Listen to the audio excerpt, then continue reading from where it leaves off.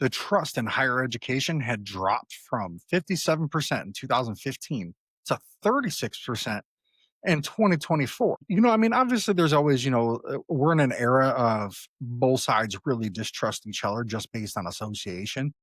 Like you could literally be Mother Teresa, and if you had the opposite side on your shirt, they would might mistake you for the devil. And that's just it's so terrible. I use this analogy all the time. I say, back in the early '80s or wherever it was, Tip O'Neill and Ronald Reagan used to have dinner almost every week. The human political enemies. I mean, in today's day and age, they might beat each other up if they seen each other on the streets, but they understood who each other were as men and as humans. So they were actually able to go back to the table and go, okay, well, I can't stand this. I understand who you are and why you're doing it, and that there's not this evil intent that somebody may perceive behind it. And how did we get from 57% in 2015 to 36% now?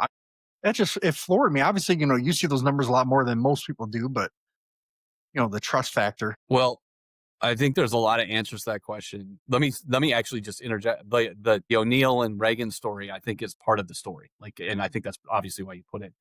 We have lost our connection to humans in general.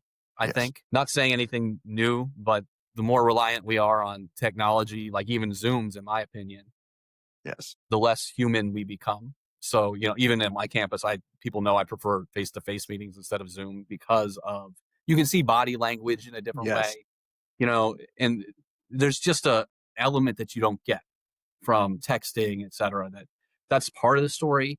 I do, and part of that story too, I think, is people loved, at least when I was a younger person going to college, when there was not online education at the time. You got to know your professor, and so you had trust in your professor. Like over time, I think that's part of the story. I think there is, like, contrary to what I said earlier, there are a lot of people that go to different schools, and that's great. But then they come out of school with overwhelming debt that's debilitating. And some people don't get jobs that they are promised, or pseudo promised, if you want to call it that, based on the pathways they choose in higher ed. And so you have people outside, after you graduate with, a lot of money that you owe to people and not necessarily the kind of job that you were looking for. And that causes legitimate distrust. And I think higher ed does have some work to do in that area, 100%. So that's part of the accountability that I think we need to, beyond graduation rates and beyond, we need to talk about how much it costs for people. We need to think about as a sector. I think it might sound cheesy to some people, but people want freedom. They want agency in their life. They want to be able to make Yes. decisions. They don't necessarily want the same job they had when they were 18, but they want to be happy. They want to have, the Yes. ability to make choice.